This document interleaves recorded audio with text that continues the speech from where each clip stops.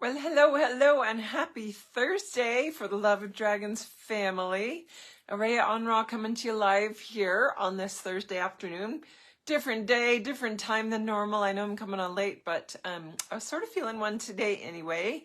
And then saw a great question that was a comment on a previous live. So we're going to dive into that one and wishing everybody a happy holiday.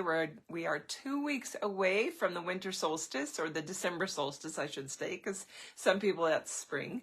And there is big energy building towards that. There's going to be a big activation that night. The solstice itself is at 7:27 Pacific Standard Time, and that's my time zone. So something's going to go on that day. I don't know if I'm going to do a live meditation or what, just watch for it. But I am doing an activation that night with all my dragon hearts. There's a very big thing that's been building, started in particular on the 21st of October, right between those two solstices.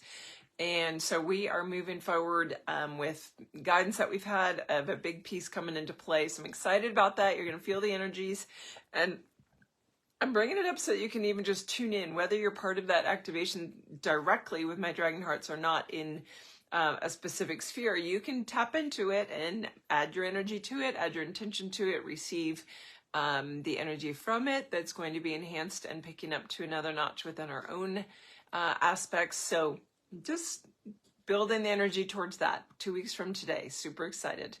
What else? Good stuff. You guys are aware, hopefully, the lair this month has almost everything 50% off. And that's the Dragon Christmas cards, the regular Christmas or the regular Dragon art cards, canvas prints, pendants, the symbol pendants that some of you may or may not. I should have brought some of those to show, because not everybody knows that from the book, all the symbols that are in the book of the dragons, I have as acrylic pendants that are great keychains, or actual pendants that people like to get the whole set and hang them on their altar and then use them whatever they need for. So all that stuff is half off all the way through the end of the month for whatever holiday you may be celebrating. I do Christmas, but I know Hanukkah, I believe, started today or tomorrow. I'm pretty sure it's today. So happy Hanukkah to those of you that are dragons that celebrate that, and any other kinds of celebrations that you do over this holiday season. It's always just a festive time. I feel like it's a festive season of giving and spirit and lights, and always just about giving and hope. So in my spirit of giving, I like to come on every week and answer questions. And this great one from Barbara, one of our family members, I thought, that would be a fun one to tackle today. So I just saw it this morning, and I'll read it to you. She asks, what is the advantage of a dragon to incarnate as human? What on earth do the dragons get out of it to come down and take human form? So some of you already have answers within your heart that if you dive into your heart space and inquire, knowing that you're a dragon, knowing that you chose to come here again, and what were your specific reasons? Was it a service project? Was it a soul level knowing of work that you wanted to finish here? I often describe certain things as like graduate work being done here with different teams. But it made me think of and go back to when dragons were here and didn't have to take human form. So let's dive into that story. I shared it a while back. It was something that happened when I was in China, when I landed in Beijing and went to the emperor's the palace, and had a real experience of remembering all kinds of pieces and things. And it ties into this question because at that point, there were still a lot of dragons physically on the planet. So knowing that we didn't always choose a human form, we came down, many were in dragon form, and many that are in the land are the ones that stayed in dragon form and just dropped into a density that slowed them down, sort of like frogs or turtles or things do when they sink into the mud for the winter and they hibernate. And they just drop their body system so slow and low that they're still energetically viable. They can come back up as the spring warms up and the mud warms up. But they dropped just like that into a stasis state, waiting for the time when humanity would be ready to receive them again, ready to work with them, ready to embrace what they bring. and not be hunting them, not be chasing them, not be afraid of them. All kinds of different things were going on then that made the dragons actually leave. And that's when they started taking more and more opportunity to take a human form. So going back to that memory first, what I wanted to share was when I went into the palace and I started having all these memories of having been a dragon in dragon form on the councils of the first emperors way back in those very ancient lands. And there were many that the emperors had councils. They were all dragon. And some started taking human form because they found it easier to interrelate, to be able to speak and learn and use the language rather than telepathic communication, because humanity started losing some of that capacity for full communication. And as that happened, and as the energy dropped, many of the dragons that were inner council, inner circle with the rulers around the planet, but in particular in the Asian continent, this was then and still is China, being in those inner councils and seeing the choices that were happening with where they were moving further and further away from love and service of their people to control and power over the people. And that was actually when there was a specific ultimatum given to one emperor in particular who had literally gone and killed all 800 plus of his opposers so that he would know when he wanted to take over the throne or the emperorship, actually moved the capital city, destroyed any resistance to it, and just started fresh. Well, that was the final. That emperor in particular was given an ultimatum by the dragons that they would be receding and no longer giving him input and counsel unless he changed his ways and really went back to the old ways of truly about love and service.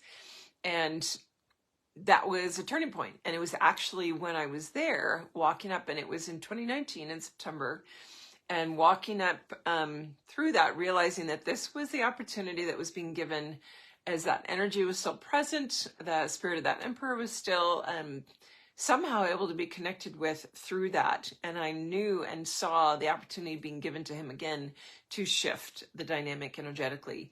And again, being denied, not wanting to, that then all the dragons in the land were released. And that was a huge moment for me of feeling this command of all the dragons in the land being released. So they started in dragon form. So what advantage would it be for a dragon to take human form? Well, slowly over time, because they still wanted to be in service. They were still seen as the guardians, the protectorate of this plane of Gaia, of the whole process moving towards ascension. And even though that was millennia ago, it was the precursor to the phase we're in now as part of this time cycle that's completing. And so it was like laying the groundwork and seeing, all right, we're here, we're in service. How can we be more effective? How can we not infiltrate in a bad way, but infiltrate to be part of, as guides, as guardians of the light, of those that will maintain and keep it going. So we started taking human form and started realizing the human journey, and on an empathetic or a compassionate level, doing that in order to understand more directly the human dynamic, what it took to be human, what they were experiencing that the dragons might not have understood because they hadn't walked in their shoes. And so literally starting to do that. So the dragons, by coming in and taking human form, they already have a great deal of compassion for humanity, but by actually taking human form, then they get that bump up in comprehension of a really true empathic connection and experience with, whoa, what it means to be human, what the trials and tribulations are, to be so forgetful, to be veiled off, to have all these deep emotions and traumas and things, that by learning that, we become better servants. We become more capable of being in service to them, even as guides at some point, not taking any form.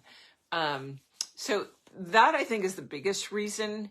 But there are also many, many light beings that are of different forms and formats energetically, be they centaurs or unicorns or fae or from any level of the Devic kingdom. They have an opportunity too, if they're at a specific vibrational level, or what I consider like level of mastery, that they are allowed to take different forms that can go experiment with those in different realms. And so Earth being such a gem and such a unique learning environment, that many beings have chosen to come and take human form for the experience, but it does also advance it's part of soul evolution to continue taking different forms and learn from them and evolve through them, because it just increases your level of mastery, your skill set.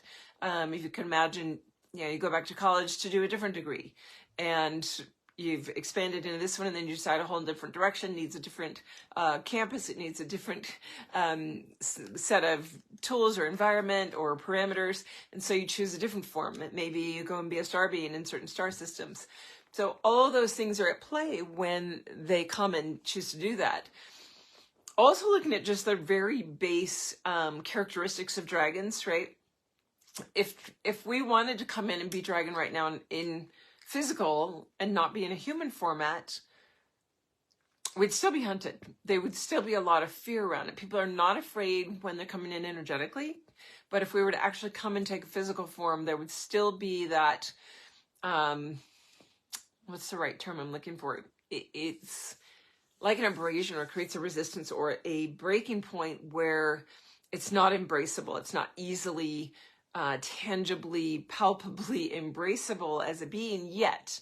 I do feel like we're working towards that. I feel like there will be opportunity, maybe even in our lifetimes, of when we choose to stay here. And I caveat on that because in our lifetime, if we go through a full ascension, it's not about letting go of the physical body until you're ready, until it's a choice point. It's not about dying. So it's during your lifetime, of course, of how long you're choosing to be here.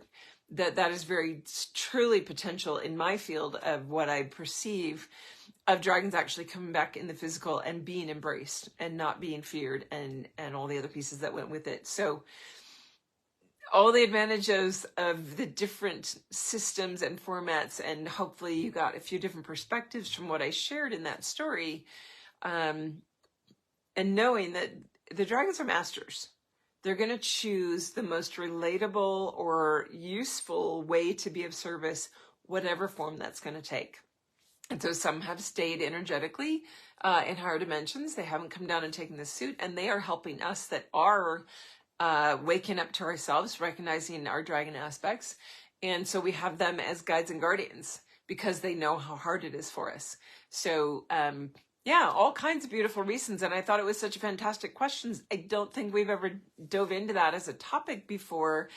And so to have a really new, fresh question that was like, that's a really great one to add a whole different, like lots of perspective points to, because there are multiple reasons and advantages of why a dragon would choose that to come down and take whatever form. So hopefully, Barbara, that answered your question. If it begs other questions, and hello, Sitara, popping in for a visit. If that begs other questions, please either email me or post it in the comments, because these weekly discussions are for you guys. I love coming in and just connecting, but really the information that wants to be shared, it's what you guys need. I want to be reaching what you guys are wanting as far as information. And typically I feel like I do, but I love those questions. And I also love the questions because they don't necessarily, I don't necessarily come up with them myself, just because the way that I'm living in the energy. And so to have someone ask something, it makes me dive into my own knowing and my memory banks and all of my conscious and unconscious memory to pull that information through. And so I love them. Anyway, that's going to be it for this week, because that was just such a fabulous one. And I feel like we dove into it pretty extensively, and want to wish you guys a beautiful week. I will check in again next week before our solstice activation on the 21st. And sending big dragon hugs to y'all.